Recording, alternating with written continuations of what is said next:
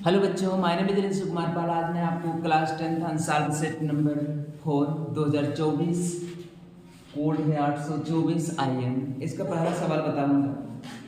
कह रहे किसी अवतल दर्पण पर आपतित प्रकाश किरण, कोई अवतल दर्पण है मेरे पास, इस पे कोई प्रकाश की किरण आपतित हो रही है। आपको पता है कि जब प्रकाश की किरण मुख अक्ष के समांतर चलती है तो दर्पण से परावर्तित होती है तो कहां से होकर जाती है? फोकस से होकर के जाती है। प्रश्न क्या पढ़ते हैं? प्रश्न क्या कर रहा है? किसी अवतल दर्पण पर आपतित प्रकाश किरण दर्पण से परावर्तन के उपरांत अपने ही मार्ग से वापस आ जाती है। जब वो अपने ही मार्ग से वापस आ जाती है, मतलब जैसे जा रही है, मान लीजिए कि ये कहां से जा रही है? सी से जा रही है। जब ये सी से जैसे जा रहे हैं वैसे ही वापस आ जाता है तो सी को कहते हैं वक्रता केंद्र। तो विकल्प कौन सा हो जाएगा? वक्रता केंद्र। ये पहला वाला सही है। दूसरे पे चलते हैं। करें एक लेंस वस्तु की स्थिति विशेष के लिए आभासी सीधा आवर्धित प्रतिबिंब बनता है। किसके लिए आभासी और बड़ा बनता है? आभासी भी बने बड़ा भी बने। कौन सा लेंस है? उत्तल लेंस है। कौन सी कंडीशन है? ध्रुव नहीं होता, ओ होता है, एफ होता है। ओ और एफ के मध्य जब रखा जाता है तो प्रकाश की किरण एक फोकस से होकर के जाती है और एक ऑप्टिकल सेंटर से होकर जाती है। और एक बात ये भी बताए थे कि इधर हमारा डाइवर्जेंट होता है, ये मुहा इधर ये फैला रहता है ना। कहूं मिले ना, इधर ये ना हमारा पतला होता है। ठीक है,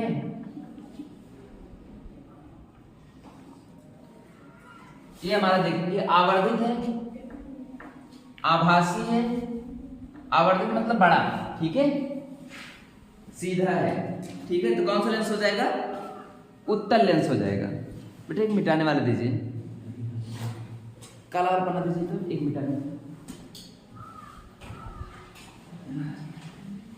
जल्दी बेटा जल्दी, वीडियो चल रही है।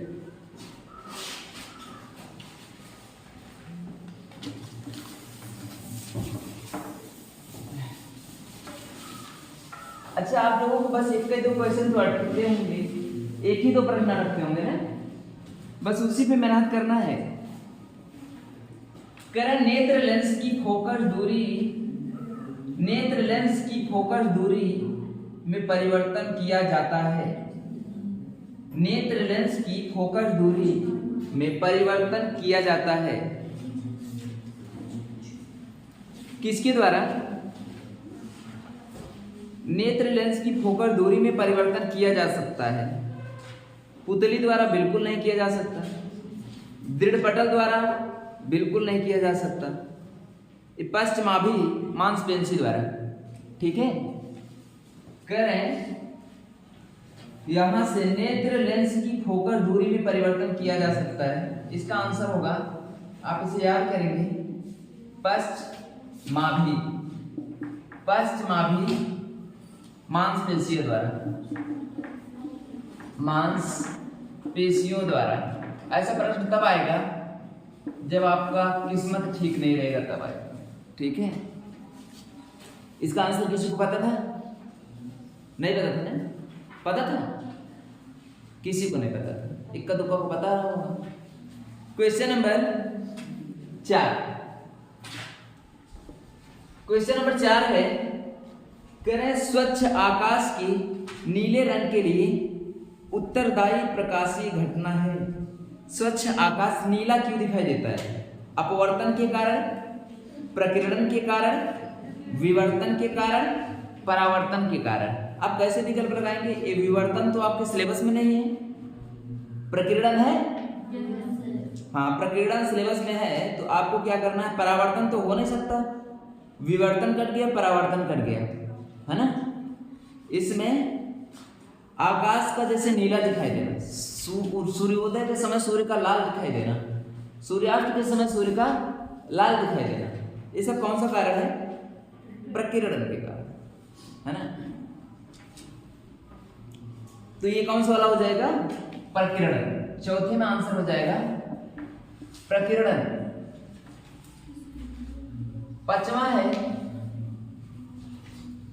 किसी विद्युत बल्ब पर, पांचवा है किसी विद्युत बल्ब पर 550 वोल्ट, कितना वोल्ट? 550 वोल्ट। किसी विद्युत बल्ब पर 550 वोल्ट, शाबाश। मैं 550 क्यों देखा?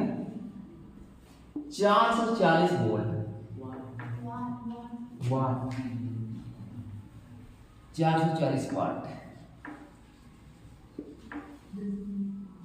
विग, अच्छा वाट है तो मतलब किसका मान दिया? पी ना। वोल्ट है तो मतलब वी, 220। ये बच्चों वाला दिया है, तो लोगों को आता है, आता होगा ना। सबसे पहले क्या निकालेंगे? कितने लोग लगा लेंगे? सबसे पहले P बराबर V इंटू आई, P बराबर V इंटू आई। R आपसे पूछ रहा है, I वहां से निकालेंगे तो R equal to V upon I. P का मान कितना है? 440 वाट। V बराबर है 220 वोल्ट, 220 दूनी 440। I बराबर 2 एम्पियर। I का मान कितना आ गया? 2 एम्पियर। V का मान कितना है? 220। I का मान कितना हो जाएगा? बटे 2, 11 दूनी 22, कितना हो गया? 110 ओम। ठीक है। और यूट्यूब पे कैसे बताएंगे? इसका आंसर ये होता है टिक, इसका आंसर ये होता है टिक। लोग बाबा बन जाते हैं। क्वेश्चन नंबर 6 मिटाए भैया, आपको लगाना नहीं है, बस टिक मारना है, इसीलिए वो लोग कहते हैं टिक, है ना। बिना लगाए कैसे टिक मार दोगे? मिटाएं।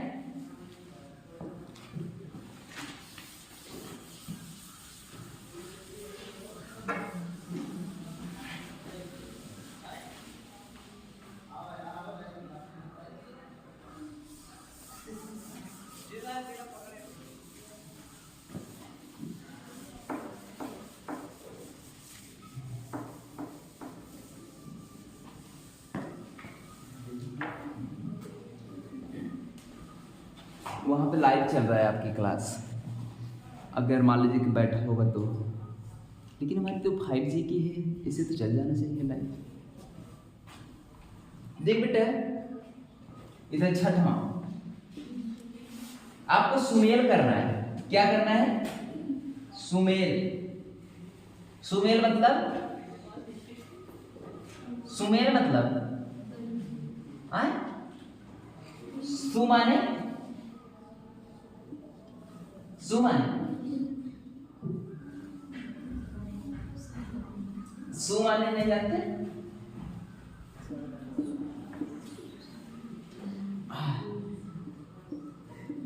सुक्ति, सुक्ति, सुक्ति का हिंदी क्या होती है?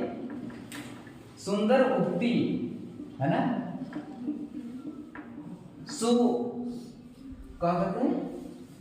सुमेलन कीजिए, ऐसा मेलन कीजिए जो सुंदर हो, मतलब जो अच्छा हो।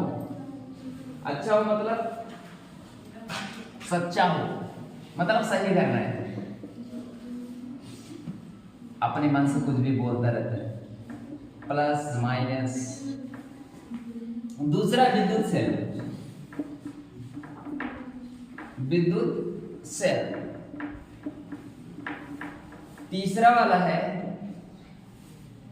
तीसरा वाला है, अच्छा बेटा इनमें से आपको दिमाग नहीं लगाना है। इसमें क्या करना है? दिमाग नहीं लगाना है। कहाँ? अच्छा बिना दिमाग के लगा लेंगे। हाँ, परिवर्ती, परिवर्ती प्रतिरोध, परिवर्ती प्रतिरोध। चौथा है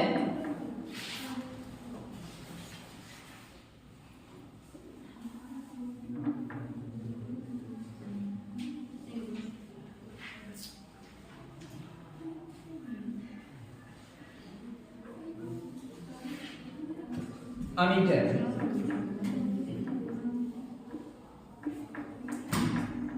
ये बेटा अब आप डायरेक्ट इसे देख करके क्या करेंगे, मिलाएंगे, मिलाएंगे वो तो पागल है जो मिलाएगा। विकल्प देखेंगे, विकल्प तो लिखे नहीं, देखेंगे कैसे। पहले का तीसरा, दूसरे का चौथा, तीसरे का दूसरा, चौथे का पहला। और इसमें दिए हैं, दूसरा दिए हैं पहले का तीसरा, पहले का तीसरा, दूसरे का दूसरा, तीसरे का चौथा, चौथे का, चौथे का, चौथे का पहला। ठीक है, ये इसके बाद तीसरा विकल्प दिया आपको, पहले तीसरा है, इसमें सी वाला जो दिया आपको, पहले का दूसरा, पहले का दूसरा, दूसरे का तीसरा, दूसरे का तीसरा, तीसरे का चौथा और चौथे का पहला। और जो इसमें चौथा विकल्प दिया है, पहले का तीसरा, दूसरे का, दूसरे का दूसरा और तीसरे का पहला और चौथे का चौथा, चौथे का चौथा। अब देखेंगे यहाँ पे क्या करेंगे। देखिए आपको मान लीजिए कि ये पता है ना, ये क्या होता है, ये होता है एमीटर। तो आप देख लीजिए तीसरे में चौथा किस पे, दूसरे का चौथा किस में है, दूसरे का चौथा, पहले नहीं ना, और किसी में है नहीं है। बस आपको एक आया, आंसर आपने लगा दिया, बस एक कहने पता है। एमीटर पता है आपको, एमीटर वाला पढ़े हैं, और हम मान रहे थे तुम्हें एक को नहीं आता, कितना कमजोर हुआ है पता ही हुए। सेल है ना, ये पता है ना, सेल है, कहीं पे लिखा है ये विद्युत सेल है ना। तो तीसरे का दूसरा, ये भी देख लीजिए, तीसरे का दूसरा, तीसरा में लिख मैंने क्या, तीसरे का दूसरा कहां पे है,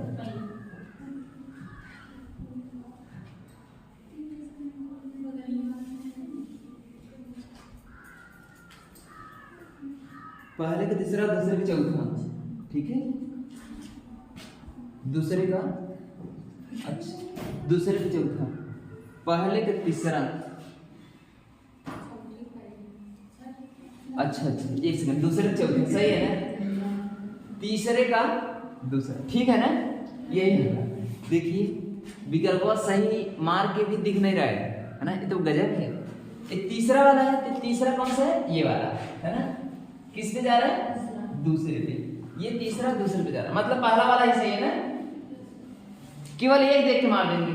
ठीक है, और आपको मान लीजिए कि सब परिवर्ती वाला है, वाला परिवर्ती वाला है, बस इसके बच्चा भी क्रॉसिंग तार है, लेकिन ऐसे नहीं करना है। ठीक है, एक को पकड़ना। एग्जाम में अगर कठिन पेपर आया तो ऐसे आएगा, हम तुम्हें विश्वास दिलाते हैं सबसे कठिन शिफ्ट यही है, शिफ्ट नंबर 7। कह रहे किसी धारावाहिक प्रणालिका को सुगमता पूर्वक लटकाने पर सदैव स्थिर होती है। धारावाहिक प्रणालिका मतलब कौन सी होती है, चुंबक। चुंबक को लटकाते हैं तो कहाँ लटकती है, उत्तर और दक्षिण। उत्तर और दक्षिण कौन से विकल्प है, सी, नॉर्थ एंड साउथ।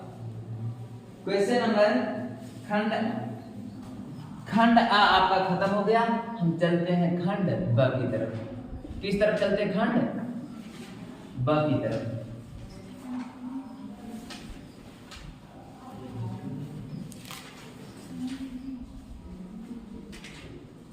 प्रकाश की अपवर्तन की घटना समझाइए। 1 नंबर, 2 नंबर का है, प्रकाश का अपवर्तन।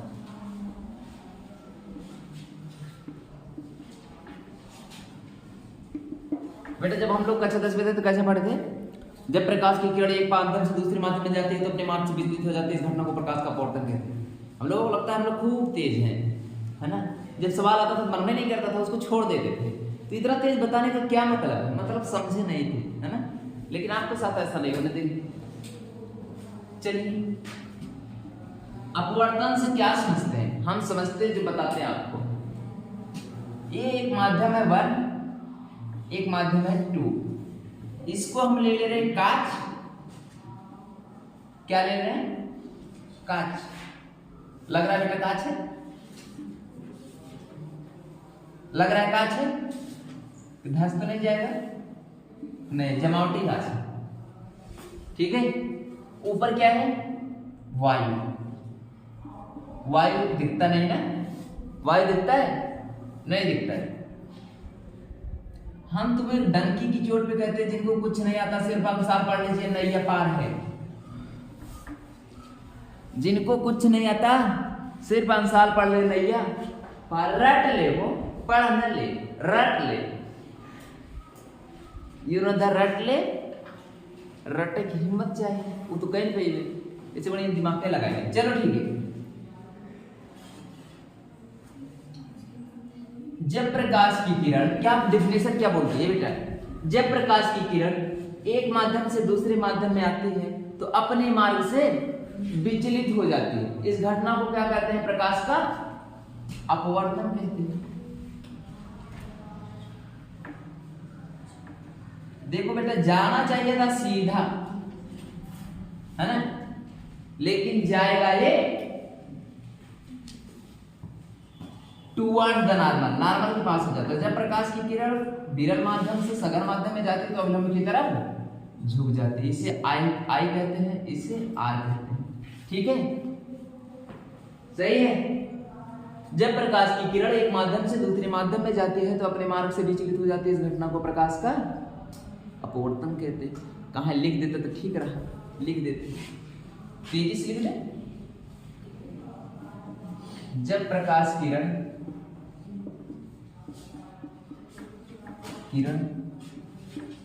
एक माध्यम से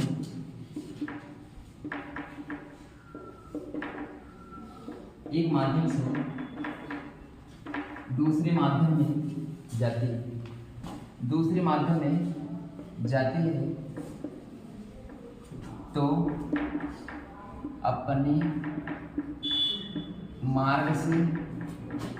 अपने मार्ग से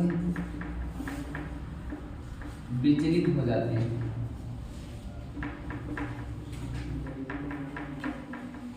हो जाते हैं। इस घटना को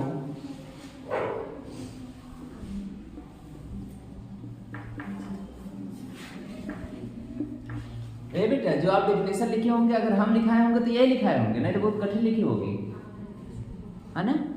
इतना छोटी लिखी है, इतने बड़ी, अरे बाप रे बाप। चलो सही है। जब प्रकाश अपने मार्ग से विचलित हो जाती है इस घटना को प्रकाश का अपवर्तन कहते हैं। वैसे ये सब तो सबको आता है ना। यहां से बेटा क्या करेंगे? अपवर्तन के नियम जेकरे इकुल आएंगे बड़ा खुशी जिन हुए। दुनिया में केवल कलौता ही ऐसा हो जेकरे इकुल नहीं आवत हुए, है ना। दुनिया में इकलौता के वैसे हुए जेकरे नहीं आवत हुए। जो आती है इसे हम आपतित किरण कहते हैं। हे बेटा, जो किरण आती है उसे कौन सी किरण कहते हैं? आपतित किरण। इसे कहते हैं अपवर्तित किरण।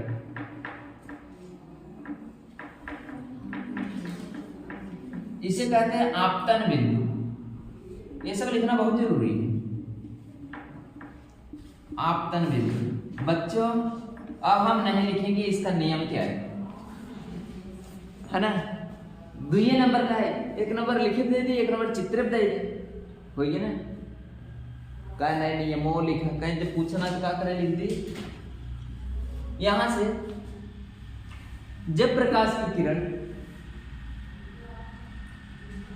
नहीं, जब प्रकाश की किरण मान लीजिए पहला नियम है आपतित किरण, अपवर्तित किरण तथा अभिलंब। अच्छा ये बीच वाला नहीं लिखे, इसका नाम है अभिलंब।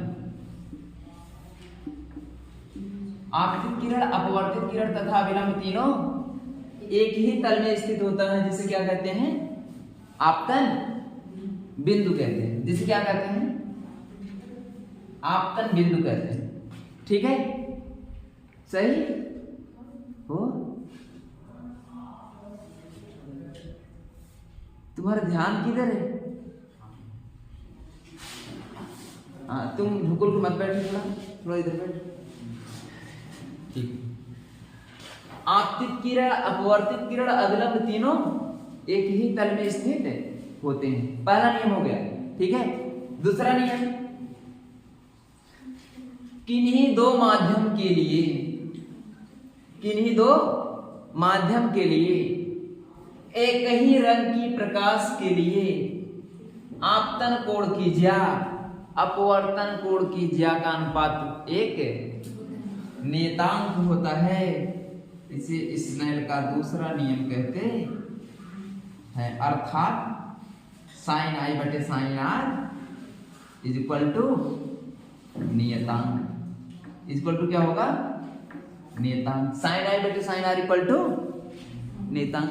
पहला हमने ये बताया कि आपतित किरण, अपवर्तित किरण, अभिलंब तीनों एक ही तल में स्थित होते हैं। दूसरा हमने बताया किन्हीं दो माध्यम के लिए, वायु और कांच, किन्हीं दो माध्यम के लिए एक ही रंग की प्रकाश के लिए आपतन कोण की ज्या साइन आई, अपवर्तन कोण की ज्या का अनुपात, अनुपात माने बट्टा, एक नियतांक होता है। हो गए स्नेल का नियम। ठीक है, अरे कुमार मित्तल में ऐसे लिखिए लाइन टू लाइन। ठीक है, सही लड़के बाबू। क्वेश्चन नंबर 2, निकट दृष्टि दोष तथा इसके संशोधन पर टिप्पणी लिखिए। टिप्पणी जानते हैं बेटा? एक लोग मिटाए तो मिटा कर कहाँ भरेंगे? कई मिनट का बना? 24 मिनट हो गया।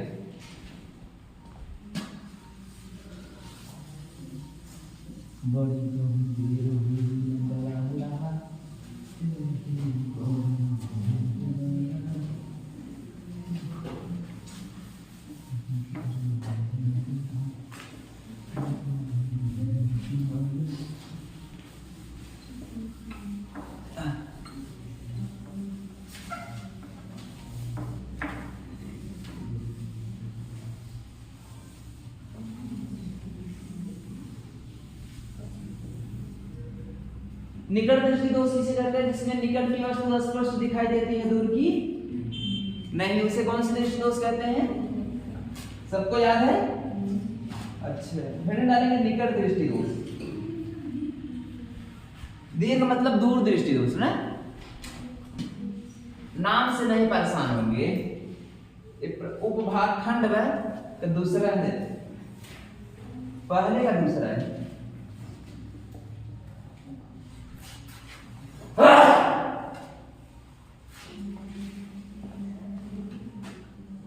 दीर्घ दृष्टि दोष, इसे इंग्लिश में क्या कहते हैं? किसको पता है?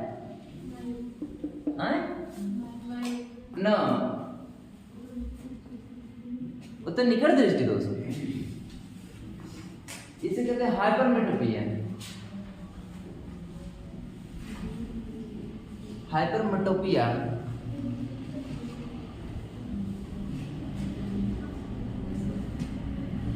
देखेंगे, इसमें दूर की वस्तु ऐसा दृष्टि दोष,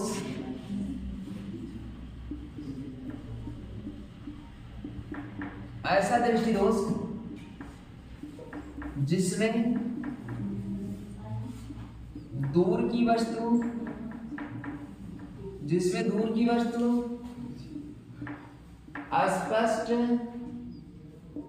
दिखाई देती है, जिसमें दूर की वस्तु स्पष्ट दिखाई देती है, निकट की नहीं,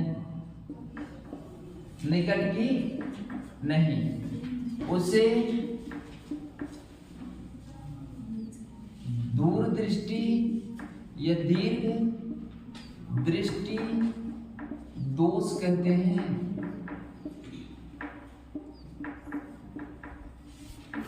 ठीक है, इसके संशोधन के लिए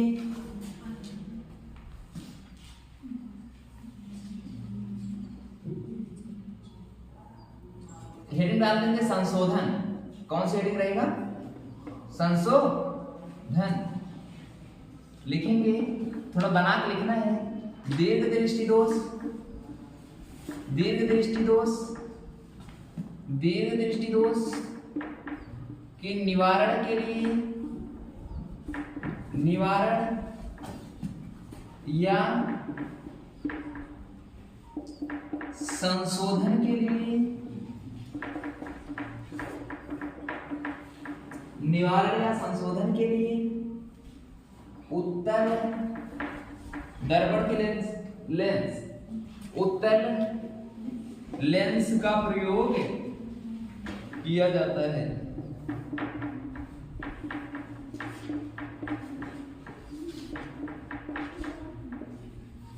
उत्तल लेंस का प्रयोग किया जाता है। ठीक है,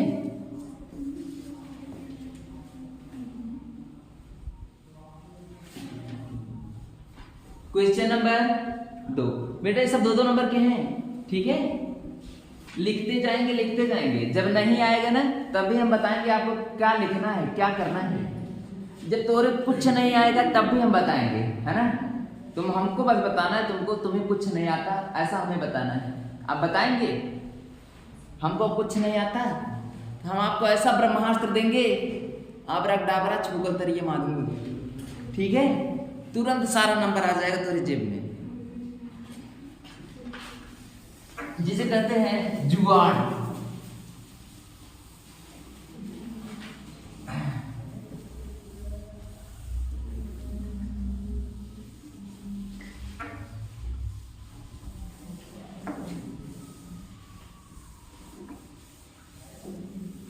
अच्छा, खंड ब क्यों मिटा दिए? खंड ब क्यों मिटा दिए? Question number 2। क्वेश्चन नंबर 2 का पहला है, उत्तल दर्पण की फोकल दूरी किसे कहते हैं?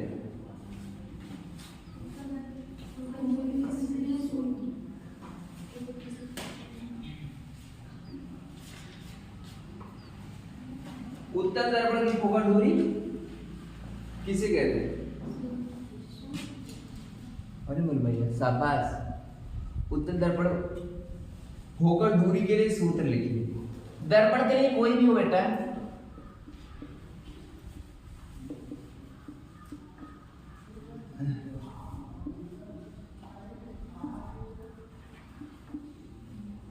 दर्पण के लिए सूत्र जो होता है 1/f = 1/v - 1/u। सही, माइनस बोल के प्लस लिखते हैं, इनको बताएंगे डिसलाइक करके बेटा गलती से। ठीक है ना। दर्पण क्या होता है? प्लस। ठीक है, अच्छा किसके लिए पूछा है? उत्तल दर्पण। तो कौन कर ही क्या सकता है उत्तल दर्पण का? तो फोकल दूरी प्लस रहता है ना। यू हमेशा नेगेटिव रहता है। उत्तल दर्पण के 2 उपयोग लिखिए।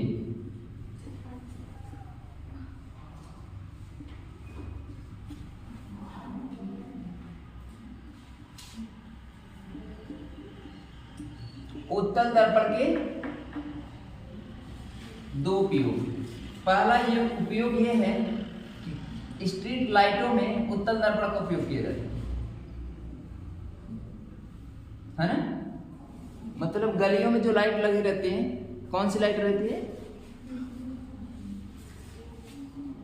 उत्तल दर्पण।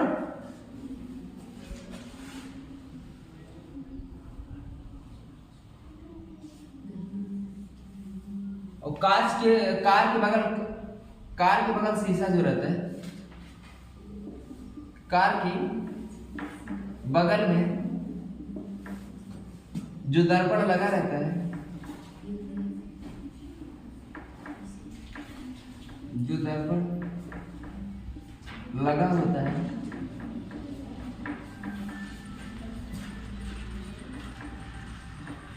वह भी उत्तल दर्पण होता है। बेटा सेंटेंस आगे पीछे हो गया, ठीक है। आपको कैसे लिखाता है, कार के साइड, कार के बगल में जो दर्पण लगा रहता है वह भी उत्तल दर्पण होता है। मतलब समझ गए, ठीक है। अब कार तो सभी लोग देखें। और दूसरा उपयोग क्या है,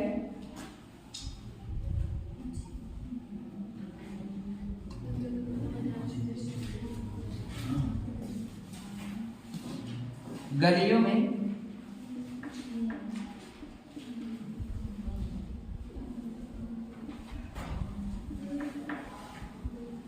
में जो लाइट लगी रहती है वो भी कौन सी दर्पण रहती है, गलियों में जो लाइट लगी होती है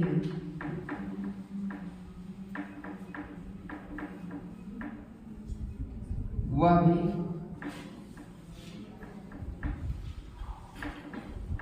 उत्तल दर्पण होता है।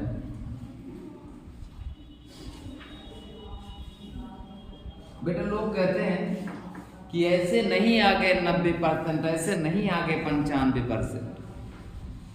हम तो कहते हैं कि हमारे बच्चों को जब आता है तो उसको खुद ही नहीं पता रहता कि हमारा आ जाएगा।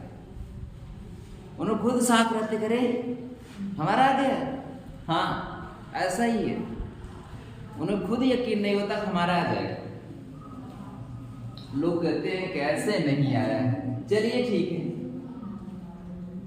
जैसे लागत कि तेल में से कौर के निकाली है ना, ऐसे आया है, चलिए ठीक है।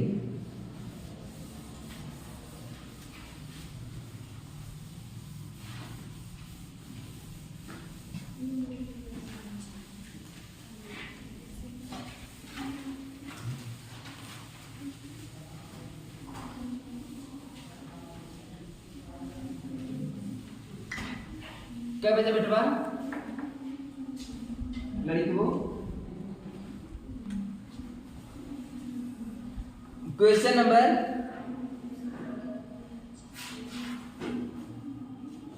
अभी मोरी मैया रे मैया, ये दो नंबर के प्रश्न मारता है। उन्हें दो ही प्रश्न दे है, एक नंबर के। दूसरा क्या कह रहे हैं, 2 सेंटीमीटर लंबी वस्तु, ओ का मान दिया है 2 सेंटीमीटर। ओ फॉर ऑब्जेक्ट है ना, ऑब्जेक्ट की लंबाई, लंबी वस्तु 20 सेंटीमीटर फोकस दूरी वाले उत्तल लेंस, यह बराबर कितना है, प्लस 20 सेंटीमीटर उत्तल लेंस के सम्मुख मुख्य अक्ष के लंबवत रखी है। लेंस से 30 सेंटीमीटर की दूरी पर, लेंस से कितनी दूरी पर, 30 सेंटीमीटर। लेंस से वस्तु की दूरी 30 सेंटीमीटर है। U बराबर कितना है, -30 सेंटीमीटर।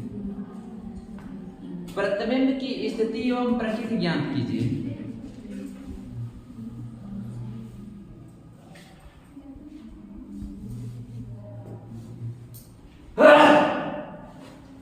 लेंस है लड़के वो, क्या लड़के वो, लेंस है तो कौन सा सूत्र लगाएंगे, 1/f=1/v - 1/u।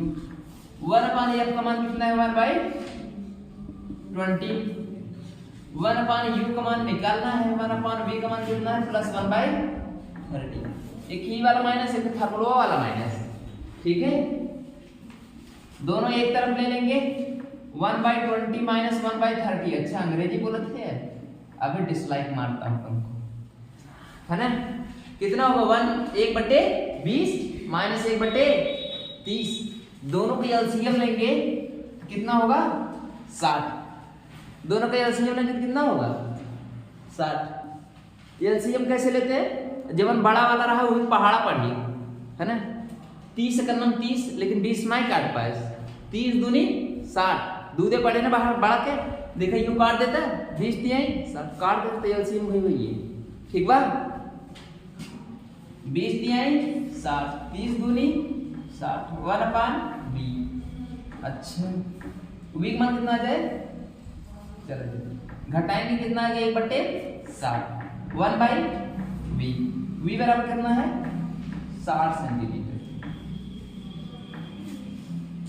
v का मान कितना आ गया 60 सेंटीमीटर। अब आपसे पूछ रहे हैं v का मान प्लस में आया है, एक बात बताएं, और वो भी दुगने आकार का आया है। उत्तल लेंस में दुगने आकार का है ना। उत्तल लेंस में दुगने आकार का है तो बड़ा प्रतिबिंब मान लीजिए कि, तो लेंस कौन सा होगा, लेंस में मतलब यही वाला होगा उत्तल लेंस, है ना। तो v का मान पॉजिटिव है तो फार्मूला लगा दीजिए, m बराबर I बटे O बराबर माइनस v बटे u। अरे बता रहे ये u वाला कितना रहता है, ये वाला किधर रहता है, एक सेकंड इधर देखिए, चित्र वो बना लेते हैं ना, चित्र बना लेते हैं, ठीक है। यहां से चित्र बनाते तो क्लियर रहेगा, जब आवर्धन आए तो चित्र बना लेना आप लोग, ठीक है। कितनी दूरी पर है, u बराबर O का मान 2 सेंटीमीटर है, यहां से चला है, ये फोकस से होकर जा रहा है, ठीक है। फोकस से होकर के जा रहा है, दूसरा कहां से जा रहा है, ऑप्टिकल सेंटर से होकर के जा रहा है, ठीक है लड़कियों। यहां से देख हैं एक ही u बराबर कितना है आपके पास माइनस u का मान कितना है, यहाँ पे अगर हम ले लें 30 सेंटीमीटर बाईं तरफ है इसलिए इसको माइनस में लिए, ठीक है। और यहाँ पे कितना है v कौन ओर है, दाईं ओर है, v किस ओर है, दाहिनी ओर है। दाहिनी ओर क्या लेंगे, दाहिनी ओर क्या लेंगे, प्लस लेंगे, ठीक है। इतना तो सही है ना, u का मान माइनस है, v का मान प्लस है, और हम फार्मूला क्या रखते हैं, m बराबर माइनस v बाई u। यहां से देखेंगे माइनस v का मान क्या लेंगे प्लस में, और u का मान माइनस में, सही। v का मान प्लस में, u का मान माइनस में, रख दीजिए। v का मान कितना है 60, u का मान माइनस 30, माइनस माइनस प्लस 30 दूनी 60 2 सेंटीमीटर। m का मान कितना आ गया 2 सेंटीमीटर, सही। m का मान कितना आ गया 2 सेंटीमीटर, ठीक है। कहाँ है h का, अरे मेरी माई, शाबाश शाबाश। I का मान कितना है बेटा, I का मान निकालना है, O का मान 2 सेंटीमीटर,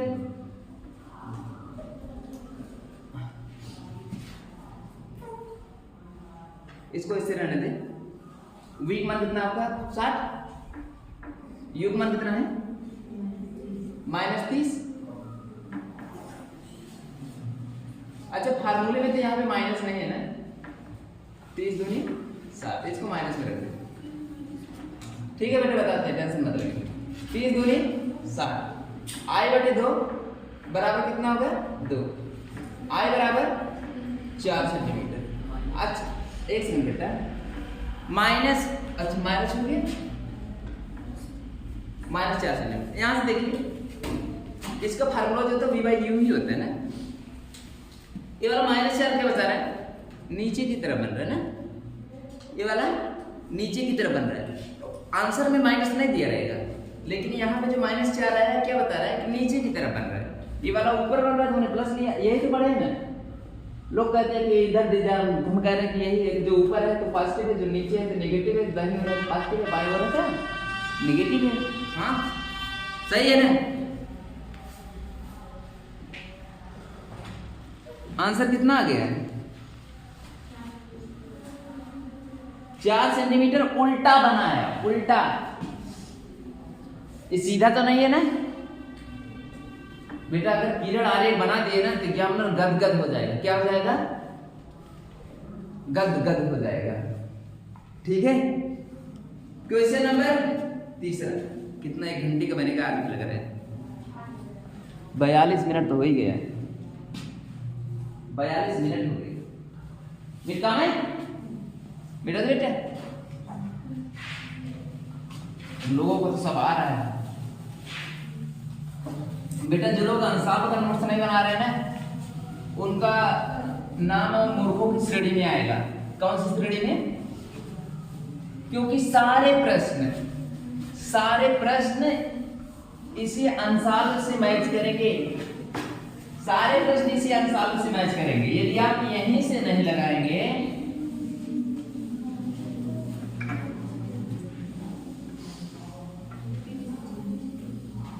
तो कब लगाएंगे भैया?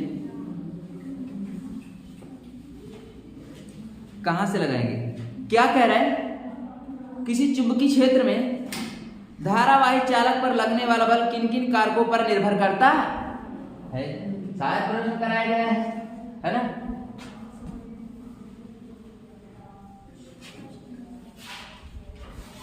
तीसरे का आंसर है ना? धारावाही चुंबकीय क्षेत्र में धारावाही चालक पर लगने वाला बल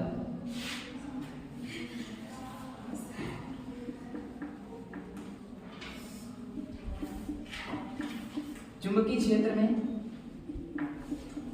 धारावाही चालक पर लगने वाला बल की निर्भरता। ये बेटा आदत डाल दीजिए। इतना बड़ा बड़ा हेडिंग का 12 में मिलेगा आपको, ऐसे बड़ा बड़ा है सही। पहला क्या लिखेंगे? चित्र याद किए कैसे? ऐसे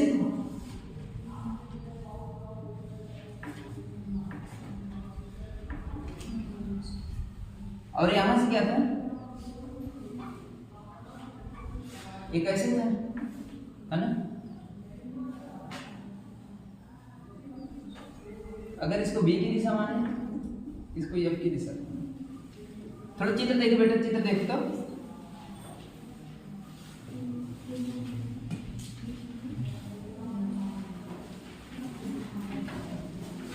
पहला नंबर लिखेंगे। 1 नंबर लिख देते हैं, चित्र बनाते हैं। ठीक है।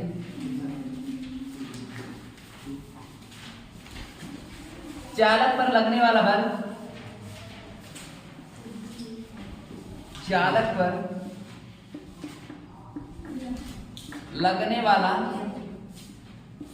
बल F, चालक पर लगने वाला बल F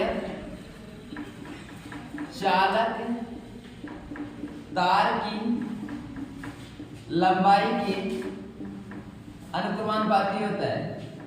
चालक तार की लंबाई के अनुक्रमानुपाती होता है।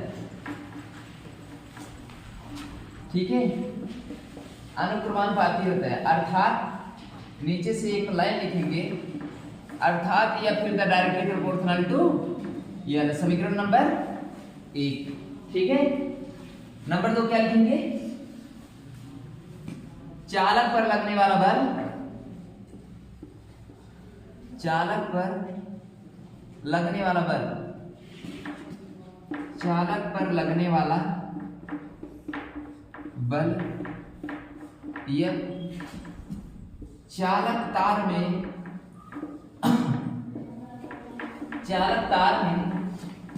प्रवाहित धारा, चालक तार में प्रवाहित धारा I के अनुक्रमानुपाती होता है। I के अनुक्रमानुपाती होता है, अनुक्रमानुपाती होता है। अर्थात या फिर डायरेक्टली प्रोपोर्शनल टू I। ठीक है। तीसरा है चालक पर लगने वाला बल, चालक पर लगने वाला बल या चालक पर लगने वाला बल या चुंबकीय क्षेत्र की तीव्रता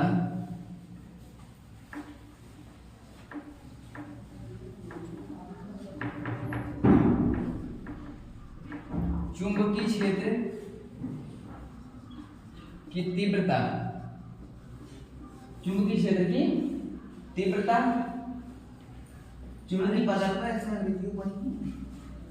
चुंबकीय क्षेत्र की तीव्रता चुंबकीय क्षेत्र की तीव्रता B के अनुक्रमानुपाती होता है, अनुक्रमानुपाती होता है, अर्थात या फिर the directly proportional to B। ठीक है, अभी मैटर बाकी है सर, अभी तो कई बाकी एक ही प्रश्नों में बता दिए, लड़कियों का आज पेपर है।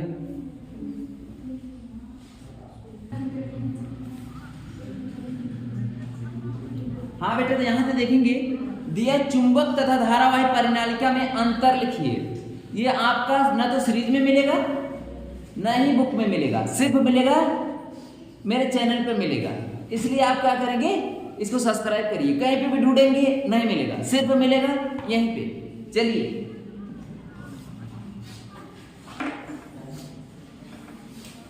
इसी के बाद बेटा ये सवाल लगा लेंगे आप लोग, कल बताइएगा नेक्स्ट पार्ट। चलिए ठीक है, जो आप चुंबक तथा कुछ बता देते हैं। जो चुंबक होता है ये प्राकृतिक भी हो सकता है, लेकिन धारावाही परिनालिका मानव निर्मित होता है ना। जो परिनालिका होती है ये इसको मनुष्य बना सकते हैं, लेकिन चुंबक को कृत्रिम भी बनाया जा सकता है, प्रकृति में भी होता है ना। चुंबक मनइयो बना सकते हैं, प्रकृति में भी रहता है, लेकिन धारावाही परिनालिका प्रकृति में नहीं होता है। ये मेजर डिफरेंस है, ठीक है। और कैसे धारावाही परिनालिका बनाने के लिए उसके ऊपर तारों की बहुत सारे फेरे लपेटे जाते हैं, और जबकि लोहे को, है ना, लोहे को एक निश्चित टेम्परेचर दिया जाता है, तो हमारा क्या बनता है, चुंबक बनता है। और क्या होता है, अगर मान लो कि एक लोहा लेके ऊपर कहीं उधर रगड़ दे, का रगड़ दे, चुंबक। एक ब्लेड ले ले, ऊपे कहा जाता है 12 दाए अगर रगड़ दे किथा के चुंबक से, लोगों चुंबक बनिए। हाँ, अरे बाप रे बाप, तो जब ना बता रहेगा। हाँ चलिए ठीक है, thank you for watching this video. चलो ठीक, 50 मिनट।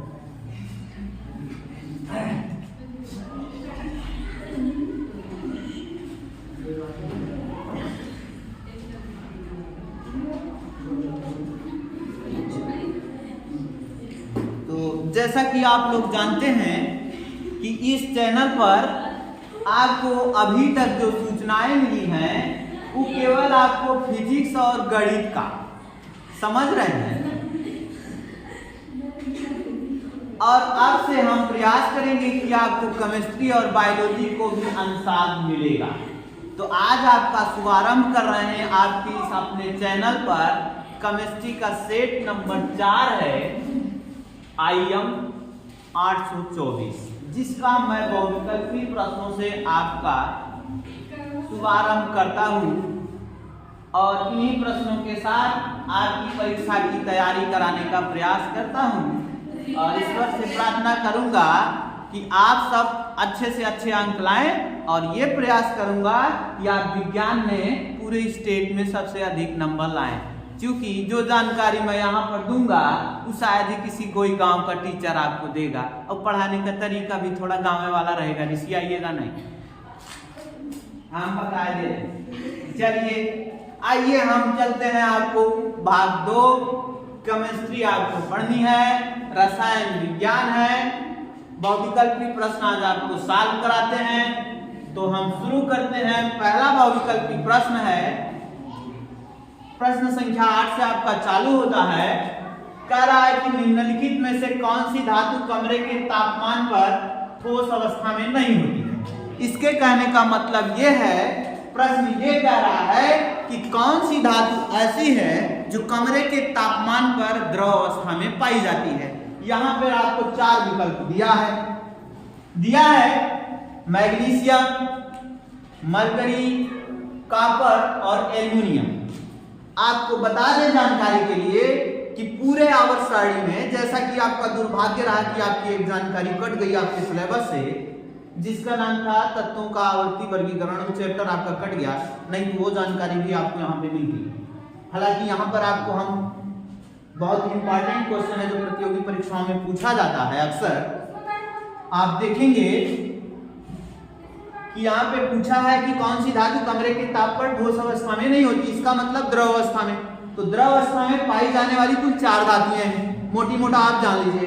कितनी धातुएं? 4 धातुएं पूरी आवर्त सारणी में क्या है, द्रव अवस्था में पाई जाती हैं। कमरे का तापमान कहने का अर्थ यह है कि वह धातु 25 डिग्री सेंटीग्रेड, रूम टेम्परेचर किसे कहते हैं आपको मालूम होना चाहिए कि कमरे का तापमान कितना होता है।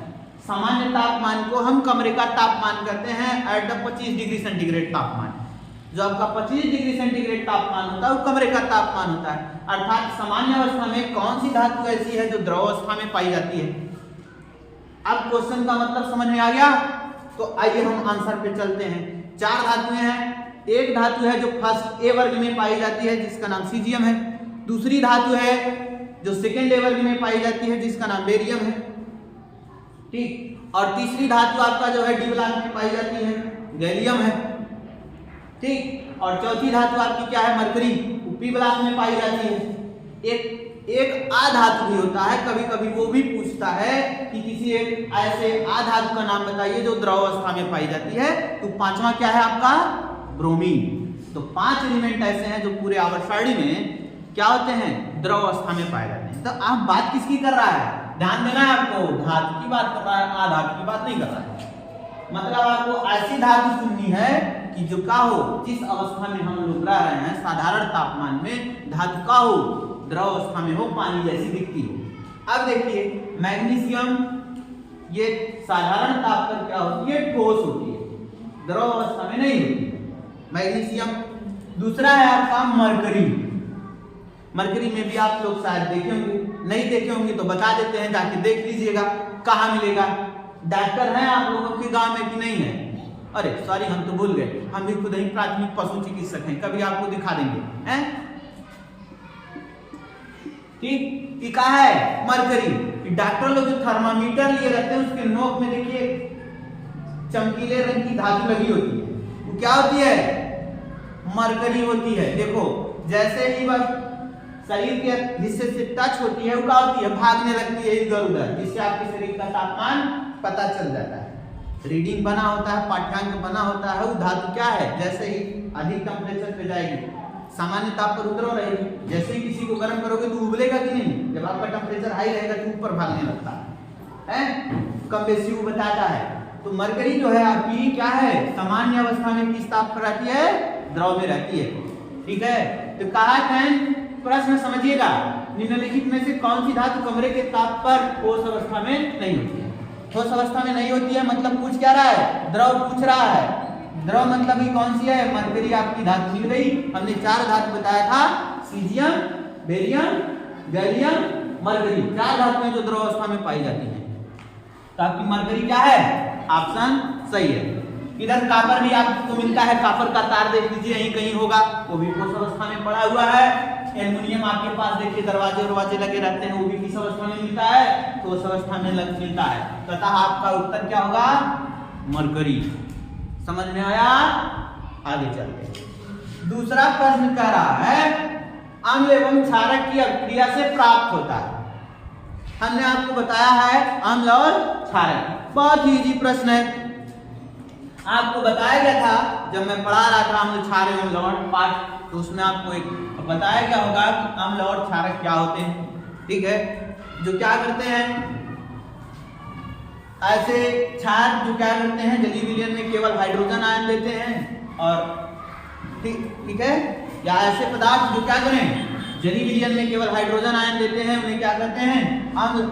और ऐसे पदार्थ जो क्या करें, जलीय विलयन में केवल हाइड्रोक्सिल आयन देते हैं, उन्हें क्या कहते हैं, क्षारक। इन दोनों का एक विशेष गुण होता है, जब दोनों आपस में मिलते हैं तो एक दूसरे के प्रभाव को क्या कर देते हैं, समाप्त कर देते हैं, और समाप्त करके क्या बनाते हैं, लवण और जल बनाते हैं। क्या बनाते हैं, लवण और जल बनाते हैं। इसलिए आपका उत्तर क्या सही होगा, चौथा उत्तर सही होगा, अम्ल एवं क्षारक की अभिक्रिया से प्राप्त होता है। तो आप बताएंगे अम्ल और क्षारक की अभिक्रिया से लवण तथा जल प्राप्त होता है। आपका चौथा ऑप्शन सही है, इनमें से अन्य कोई ऑप्शन सही नहीं है। क्यों? क्योंकि अम्ल और क्षारक से हाइड्रोजन प्राप्त नहीं होता है, ऑक्सीजन प्राप्त नहीं होता है, क्लोरीन प्राप्त नहीं होता है। क्यों?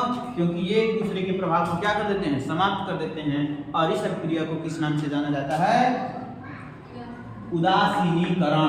किस अभिक्रिया के नाम से जाना जाता है, उदासीनीकरण। समझ गए? आपको हर प्रश्न के साथ इसका जानकारी मिलती जा रही है कि नहीं मिल रही है, मिल रही है। इसलिए ध्यान से देखिएगा। अगला प्रश्न क्या है, कह रहा है कि निम्नलिखित अभिक्रिया CaCO3 आपका बनेगा, एरो का निशान लगा रहा है, क्रिया का चिन्ह दिया है, उसके ऊपर क्या लगाया है, ऊष्मा, और लिखा है CaO और CO2। एक चीज आप ध्यान देंगे, जो रिएक्शन लिखता है उसके नीचे जो छोटा सा कोष्टक में सिंबल बना रहता है प्रति, वो बताता है कि दिया गया यौगिक या लिया गया अभिकर्मक किस अवस्था में है। अगर यस लिखा है तो इसका मतलब उस किस अवस्था में है, सॉलिड स्टेट, ठोस अवस्था में या पदार्थ है। और अगर जी लिखा है तो इसका मतलब किस अवस्था में है, वह गैसीय अवस्था में है। और अगर गलती से लिख दिया कहीं पर, अगर किसी पदार्थ के नीचे लिखा है AQ, इसका मतलब वह किस अवस्था में है, एक्वस फॉर्म, मतलब वह द्रव अवस्था में पड़ा हुआ है। समझ गए? कि 3 अवस्थाओं में आपको दिया रहेगा। और कभी कभी गैस दिखाने के लिए ऐसे पदार्थ के सामने तीर का निशान का प्रयोग करता है। तो जब तीर का निशान मिले ऊपर के साइड हो तो आप जान जाइएगा क्या है, गैस है। और यही तीर का निशान अगर नीचे के साइड बन जाए तो आप क्या जानेंगे, अवक्षेप बन रहा है। इसका मतलब इसमें कुछ अवशिष्ट पदार्थ बने हैं जो नीचे क्या है, विलयन में जमा हुआ है। तो उसको दिखाने के लिए क्या करते हैं, तीर का निशान नीचे कर देते हैं। आइए देखते हैं अभिक्रिया को आपको पहचाननी है तो हम आपको याद दिलाएं, पहले पार्ट में आपको एक अभिक्रिया पढ़ाई गई थी, अपघटन अभिक्रिया। क्या बताया गया था, अपघटन अभिक्रिया। पहचानेंगे कैसे, आपको देखना है कि जो अभिकर्मक दिया है, जो यौगिक दिया है, वह कितनी क्या हो रहा है उसमें। पहली बात तो ऊष्मा लगा है। अब ऊष्मा लगने से 2 चीज ख्याल आएगा, कहीं अभिक्रिया ऊष्मा छेपी या ऊष्मा शोषी तो नहीं है, क्योंकि उस अभिक्रिया में भी क्या है, टेम्परेचर लगता है, इसमें ऊष्मा शोषी वाले में। ऊष्मा शोषी अभिक्रिया में भी आपको क्या देनी पड़ती है, ऊष्मा देनी पड़ती है। तो आपको जहन में आएगा पहले फटाक से, अभी यहाँ पर तो ऊष्मा लगा है, इसका मतलब सर जी पढ़ाए थे ऊष्मा शोषी वाले में कि टेम्परेचर देना पड़ता है। ओहो, इसका मतलब लगता है कि काई ऊष्मा शोषी अभिक्रिया है। लेकिन आइए देखते हैं नीचे ऊष्मा शोषी है कहीं, तो इसमें ऊष्मा शोषी कौन ऑप्शन में ना दिया है। पहला ऑप्शन दिया है विस्थापन अभिक्रिया, दूसरा दिया है द्विविस्थापन अभिक्रिया, तीसरा दिया है अपघटन अभिक्रिया, चौथा दिया है संयोजन अभिक्रिया। विस्थापन अभिक्रिया में क्या होता है कि इसमें किसी यौगिक या किसी पदार्थ के एक अणु का क्या होता है, विस्थापन होता है, उसकी जगह कोई दूसरा अणु आके बैठ जाता है, दूसरा परमाणु आके स्थान ले लेता है। द्विविस्थापन में क्या होता है, इसमें अणुओं और आयनों की क्या होती है, अदला बदली हो जाती है। अपघटन में क्या होता है, जो यौगिक होता है वह अपने अवयवी घटकों में क्या होता है, टूट जाता है। अपघटन में क्या होता है, जो अणु होता है क्या होगा, जो यौगिक होगा वो अपने अवयवी घटक में टूट जाएगा। अवयवी घटक कहने का मतलब क्या है कि वह किन से मिलके बना है, उसी से टूट जाएगा। आइए देखते हैं कि CaCO3 किन से मिलके बने हैं। ये तो बात सही है कि कैल्शियम ऑक्साइड और कार्बन डाइऑक्साइड से मिलके बने हैं। समझ रहे हैं? अब क्या है कि जब कैल्शियम कार्बोनेट है, ठीक है, जिसको हम चूना पत्थर कहते हैं, अब हम इसको ऊष्मा दिए तो क्या हुआ, अपने अवयवी घटकों में टूट गया। किसमें टूटा, कैल्शियम ऑक्साइड सॉलिड, अर्थात ये क्या है, जिंदा चूना है। ठीक है, क्या है, जिंदा चूना है, CaO कैल्शियम ऑक्साइड, ठीक है, किस अवस्था में है, सॉलिड में। और ये क्या है, कार्बन डाइऑक्साइड गैस में। अब देखिए अब आप घटन अभिक्रिया में आपको बताया गया था क्या है, यौगिक अपने अवयवी घटकों में टूट जाएगा। और अब घटन अभिक्रिया आपको कितने प्रकार की बताई गई थी, दो, एक ऊष्मीय अपघटन, एक विद्युत अपघटन। तो ध्यान देना, अगर ऊष्मा लगा है तो इसका मतलब केवल ये मत समझिएगा कि क्या है, ऊष्मा शोषी अपक्रिया ही हो सकती है, एक ऊष्मीय अपघटन भी होता है, उसके ऊपर भी ऊष्मा लगा रहता है। और यहाँ पर देखेंगे अपघटन की पहचान होती है कि वह अपने अवयवी घटकों में टूट जाएगा। यहाँ पर देख रहे हैं कि कैल्शियम कार्बोनेट अपने अवयवी घटकों में क्या है, टूट रहा है। किसमें किसमें, कैल्शियम ऑक्साइड और कार्बन डाइऑक्साइड में। तो इसलिए कौन सी अपक्रिया सही होगी आपका, ऑप्शन नंबर 3 सही होगा। क्या है ऑप्शन नंबर 3, अपघटन अपक्रिया। संयोजन अपक्रिया तो सबको मालूम है क्या होता है, इसमें दो या दो से अधिक लोग जुड़ करके केवल एक प्रोडक्ट बनाते हैं, उसे हम क्या कहेंगे, अपघटन नहीं, संयोजन अपक्रिया कहते हैं। समझ गए, जब दो या दो से अधिक अभिकर्मक क्या करें, जुड़ करके केवल सिंगल प्रोडक्ट देंगे तो क्या होगा, योगात्मक अपक्रिया होगी। लेकिन आपका यहाँ पर क्या है, देख रहे हैं अपने अवयवी घटकों में टूट करके अलग हो रहा है, इसलिए कौन सी अपक्रिया सही होगी, आपका अपघटन अपक्रिया सही होगा। चलिए अगले प्रश्न पर चलते हैं। इसको मिटकाया जाए हो, आइयो रामा। इतना समझ में आया कि नहीं आया, आ गया ना सबको, हाँ। अब 2-3 क्वेश्चन और बचे हैं भौतिक, उसको आप लोग कर लीजिए, फिर आगे चलते हैं। फिर आपकी हम छुट्टी भी कर देते हैं, आप लोग जाइए पेपर देने, बाकी सारी चीजें आपको तैयार करा दी गई हैं।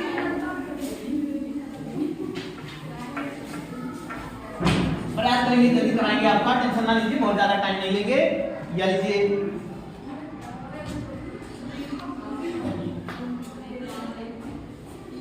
देखिए अगला प्रश्न है आपका, प्रश्न संख्या 11, कह रहा है श्रृंखलन का गुण किस परमाणु में पाया जाता है। श्रृंखलन का गुण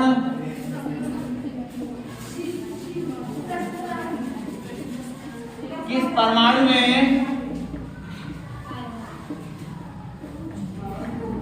पाया जाता है। पहला ऑप्शन दिया है आपका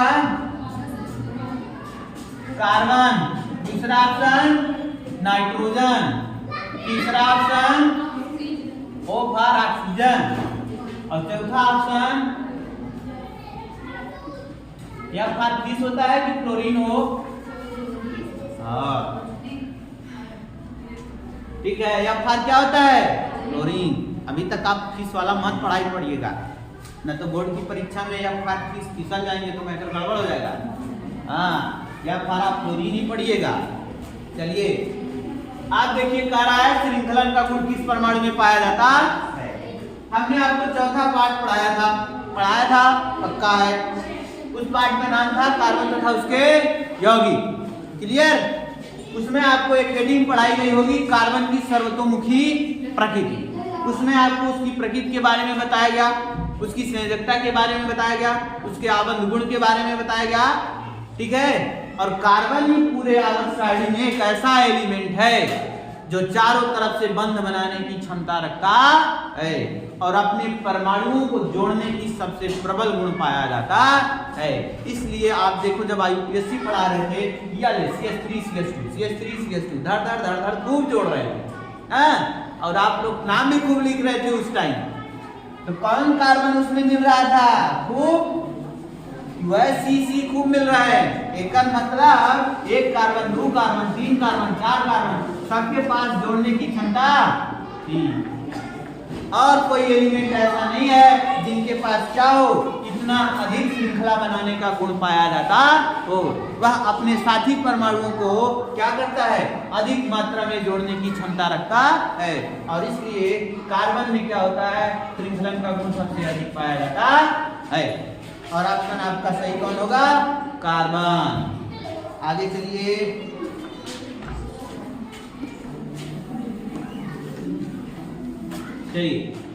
अगला प्रश्न है आपका, निम्नलिखित में एल्काइन है। आपका सिलेबस तो नहीं ना है वो,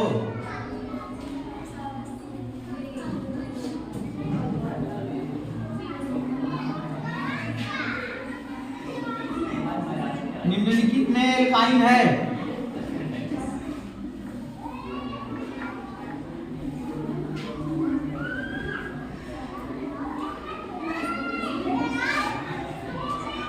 चलिए पहला ऑप्शन दिया है CH3 CH double bond CH2, CH3 CH द्विबंध CH2। दूसरा ऑप्शन दिया है CH3 single bond C single bond carbon carbon त्रिबंध और हाइड्रोजन। तीसरा ऑप्शन है आपका CH2 CH2। चौथा ऑप्शन है आपका CH3 CH2 CH3 CH3 CH2 CH3। जैसा कि देखो ऊपर वाले प्रश्न का एग्जांपल ढेर सारा है। देखो केवल कार्बन ही है ऐसा, देखो ढेर सारे कार्बन को अपने साथ जोड़ रहा है, एक नई श्रृंखला बना रही है। इसलिए श्रृंखलन का गुण केवल कार्बन परमाणु में ही अधिकतम पाया जाता है। एक और परमाणु है जिनमें श्रृंखलन का गुण होता है, लेकिन सबसे अधिक किसमें होता है? कार्बन में। सिलिकॉन भी बनाता है, ठीक है, सिलिकॉन भी बनाता है, लेकिन कार्बन से बहुत कम। चलो खैर अगला क्वेश्चन है आपका, निम्नलिखित में एल्काइन है। तो हमने आपको क्या है 3 श्रेणियां पढ़ाया था।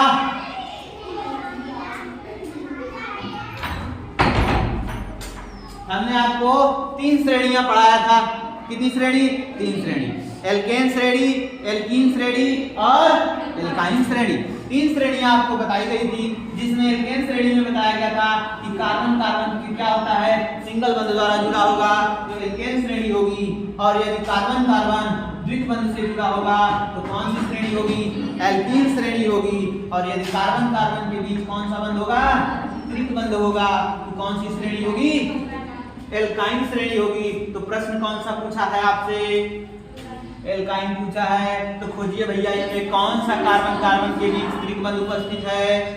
ये देखिए या दूसरे ऑप्शन में कार्बन कार्बन के बीच तृतीय बंध उपस्थित है, तो इसका होगा ऑप्शन नंबर 2 आपका सही होगा। समझ में आया? आगे एक आखिरी प्रश्न बड़ा मजेदार पूछा है, कह रहा है कि ईंधन एवं औषधियों के रूप में उपयोग होता है। नाम भी दिया है, कहा था कि ओकर दवाइयों बनत है और ओकर लकड़ी में 3 बार के खानों बनत है। समझा?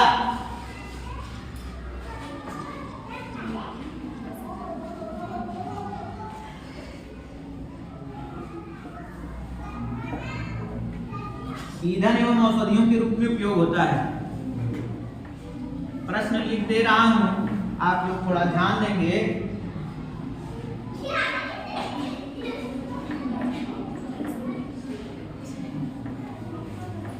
औषधियों के रूप में उपयोग होता है, के रूप में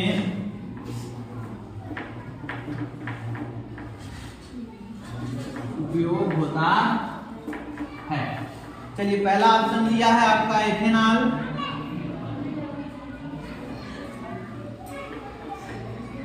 दूसरा ऑप्शन क्या दिया है? एथेन। तीसरा ऑप्शन दिया है आपका एथेनोइक अम्ल।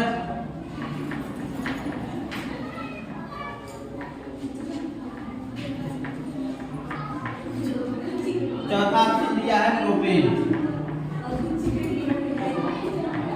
चौथा ऑप्शन क्या दिया है? प्रोपेन। शांत रहिए, ज्यादा इधर उधर ना कीजिए, वरना हो सकता है कुछ गड़बड़ हो सके। हैं? चलो ध्यान से समझिए। ईंधन एवं औषधियों के रूप में उपयोग होता है। जैसा कि हमने यौगिक पढ़ाया था आपको कार्बन तथा उसके यौगिक में, जिसका नाम क्या था?